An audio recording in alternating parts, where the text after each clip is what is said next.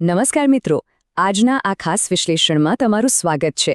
સીધી જ વાત પર આવીએ તો પાવર સ્ટેશન હોય કે કોઈ આધુનિક ઇન્ડસ્ટ્રી, 3 ફેઝ ઇન્ડક્શન મોટર્સ ખરા અર્થમાં આખી સિસ્ટમની કરોડરજ્જુ છે, રાઈટ? આ મોટર્સ સતત ધમધમતી હોય છે અને એટલે જ તેનું રિલાયબલ ઓપરેશન અને પ્રોટેક્શન સિમ્પલી ક્રિટિકલ બની જાય છે. વિચારો, જો આ મોટર અટકે તો આખી ફેક્ટરીનું પ્રોડક્શન સાવ ઠપ થઈ શકે છે. અને આ જ બાબતને સમજવા માટે આપણી પાસે રહેલી આ મૂળ ગાઈડલાઇન્સ એકદમ આધારભૂત માહિતી પૂરી પાડે છે. આજના આ સેશનમાં આપણે આ જ સોર્સમાંથી મોટર પ્રોટેક્શનની ક્રુશિયલ ટેકનિક્સ અને 11 એવી મુખ્ય ખામીઓ એટલે કે એબનોર્મેલિટીઝનું પૃથક્કરણ કરીશું, જે કોઈપણ ચાલતા પ્રોડક્શનને રાતોરાત રોકી શકે છે. આ માત્ર કોઈ ચેકલિસ્ટ નથી, પણ એન્જિનિયર્સ માટે એક સાચો સર્વાઇવલ ગાઈડ છે. આ આખી ચર્ચાને સરળ બનાવવા આપણે આ 11 ખામીઓને 5 લોજિકલ કેટેગરીઝમાં વહેંચી છે, જેમ કે મોટર પ્રોટેક્શનના સ્ટેક્સ, પછી બેઝલાઇન ડિફેન્સ, સિંગલ ફેઝિંગનો મોટો ખતરો, ઓવરલોડ અને ગરમીની અસરો, અને અંતે વોલ્ટેજ અને વાયરિંગની સમસ્યાઓ. આ સ્ટ્રક્ચરથી આખું ટ્રબલશૂટિંગ સમજવું એકદમ ઇઝી થઈ જશે. તો ચાલો શરૂ કરીએ આપણી પહેલી કેટેગરીથી, the stakes of motor protection. અહીં સમજવા જેવી સૌથી પહેલી વાત એ છે કે મોટર પ્રોટેક્શન માટે કોઈ one size fits all formula નથી હોતી, એટલે કે બધા માટે એક જ નિયમ ન ચાલે. મોટરની સુરક્ષાની વ્યૂહરચના સંપૂર્ણપણે તેના કંટ્રોલ મિકેનિઝમ પર આધાર રાખે છે. મોટર કઈ રીતે સ્ટાર્ટ થાય છે, તેની સ્પીડ કંટ્રોલની જરૂરિયાતો કેવી છે, તેના આધારે જ તેનું પ્રોટેક્શન નક્કી થતું હોય છે. ટૂંકમાં કહીએ તો રિલાયબલ ઓપરેશન માટે એકદમ કસ્ટમાઇઝ્ડ ડિફેન્સ સિસ્ટમ અનિવાર્ય છે. હવે આગળ વધીએ બીજી કેટેગરી તરફ, જે છે baseline defence, frontline short circuit protection. આ મોટરની પહેલી ઢાલ છે, જે તેને વિનાશક શોર્ટ સર્કિટથી બચાવે છે. સોર્સમાં જણાવ્યા મુજબ શોર્ટ સર્કિટ પ્રોટેક્શન માટે 2 મેઇન સેટઅપ હોય છે. સ્ટેન્ડર્ડ સેટઅપની વાત કરીએ તો 150 HP સુધીની મોટર્સ માટે કોન્ટેક્ટર સ્ટાર્ટર સાથે HRC ફ્યુઝનો ઉપયોગ થાય છે. જ્યારે બીજી તરફ એડવાન્સ સેટઅપમાં અટ્રેક્ટેડ આર્મેચર ટાઈપ રિલે સાથે સર્કિટ બ્રેકર વપરાય છે. આ બંને મેથડ્સ મોટરને શોર્ટ સર્કિટના હેવી ઝટકાથી સેફ રાખવાનું કામ કરે છે. હવે આ શાનદાર બેઝલાઇન ડિફેન્સ પછી આપણે ત્રીજા અને અત્યંત ગંભીર મુદ્દા પર આવીએ, the threat of single phasing. આ સિંગલ ફેઝિંગ ખરેખર બહુ જ ક્રિટિકલ અને છુપી ખામી છે. જરા કલ્પના કરો, એક 3 ફેઝ મોટર પોતાના ફૂલ લોડ પર મસ્ત ચાલી રહી છે. અચાનક કોઈ કારણસર એક ફેઝનો ફ્યુઝ ઉડી જાય છે.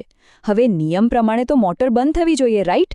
પણ ના, મોટર બાકીના 2 ફેઝ પર પાવર ખેંચીને ફરવાનું ચાલુ જ રાખે છે.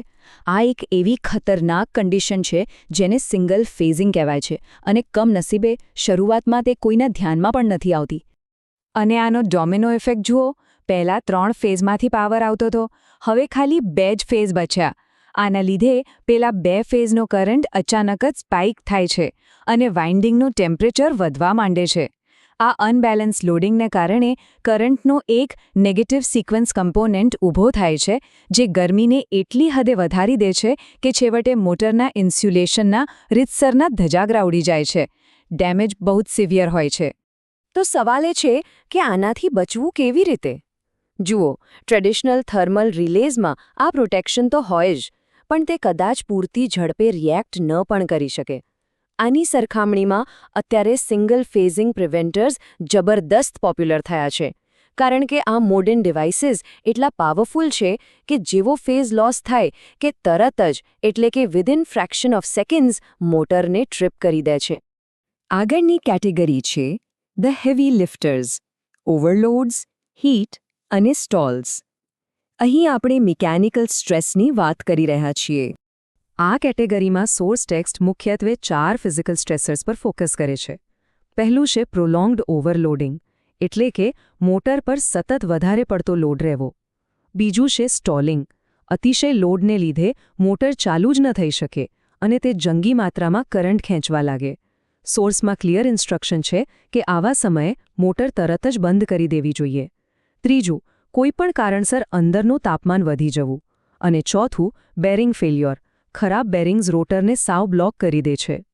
પણ અલ્ટિમેટલી આ બધી જ પરિસ્થિતિઓનો અંતિમ અંજામ એક જ છે, અને તે છે ગંભીર ઇન્સ્યુલેશન ડેમેજ. ભલે પછી એ લાંબા સમયનું ઓવરલોડિંગ હોય, ખરાબ બેરિંગને લીધે જામ થયેલું રોટર હોય કે સામાન્ય ગરમીનો વધારો હોય, જો તેને સમયસર ન રોકીએ તો મોટરની અંદરનું ઇન્સ્યુલેશન સંપૂર્ણપણે બળી જશે એ પાક્કું છે. હવે પહોંચીએ આપણી પાંચમી અને છેલ્લી કેટેગરી પર, ધ સપ્લાય સેબોટિયર્સ, વોલ્ટેજ અને વાયરિંગની ખામીઓ. આ એવા દુશ્મનો છે જે બહારથી એટલે કે ઇલેક્ટ્રિકલ સપ્લાય નેટવર્કમાંથી આવે છે. શોર્ટ સર્કિટ અને રોટર ફોલ્ટ્સ વિશે તો આપણે જાણ્યું, પણ અહીં સોર્સમાં આપેલી એક ગાણિતિક હકીકત ખરેખર ચોંકાવનારી છે. જ્યારે સપ્લાયમાં ગ્રાઉન્ડ ફોલ્ટ થાય છે ને, ત્યારે હેલ્ધી લાઇનનો વોલ્ટેજ નોર્મલ કરતાં √3 ગણો વધી જાય છે. વિચારો, આટલું જબરદસ્ત સ્પાઇક મોટરના ઇન્સ્યુલેશન પર કેવી ભયંકર અસર કરતો હશે. આ સિવાય સપ્લાયને લગતી બીજી 3 ખામીઓ પણ છે. જો સપ્લાય વોલ્ટેજ અનબેલેન્સ્ડ હોય તો મોટરમાં વાઇબ્રેશન અને અવાજ શરૂ થઈ જાય છે. જો અંડર વોલ્ટેજ હોય તો મોટર વધારે કરંટ ખેંચે છે અને ઓવરહીટ થાય છે. અને સૌથી વિચિત્ર, મોટરનું રિવર્સ્ડ કનેક્શન. જો બે છેડા ઉલટસુલટ થઈ જાય તો મોટર લિટરલી ઊંધી ફરવા લાગે છે અને તેને પકડવા માટે નેગેટિવ ફેઝ સિક્વન્સ રિલે લગાવવો પડે છે. જો આપણે આ બધી કડીઓ જોડીએ તો સમજાશે કે અનબેલેન્સ્ડ વોલ્ટેજ હોય કે પછી ઊંધા જોડાણ, આ બધાની પાછળ એક કોમન છુપો દુશ્મન છે: નેગેટિવ ફેઝ સિક્વન્સ કરન્ટ્સ. આ એવો પ્રવાહ છે જે મોટરની અંદર વહીને સ્ટેટરને ભયંકર રીતે ઓવરહીટ કરે છે અને મોટરને અંદરથી જ ધીમે ધીમે શેકી નાખે છે.